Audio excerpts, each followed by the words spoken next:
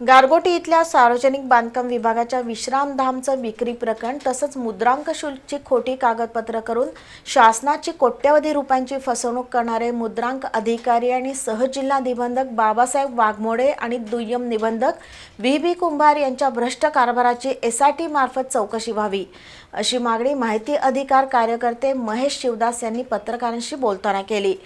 वाघमोडे यांची केवळ बदली न करता प्रशासनानं त्यांची खाते अंतर्गत चौकशीही करावी असं शिवदास यांनी नमूद केलंय।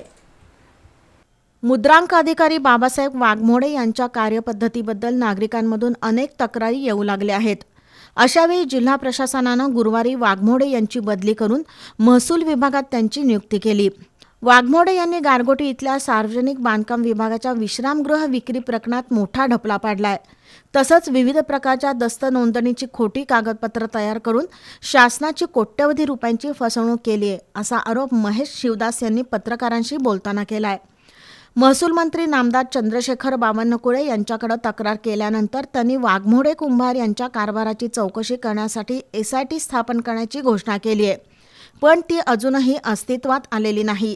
त्यामुळे शासनानं तातडीनं SIT कार्यान्वित करून या भ्रष्ट अधिकाऱ्यांची चौकशी करावी, अन्यथा तीव्र आंदोलन छेडण्यात येईल असा इशारा शिवदास यांनी दिलाय।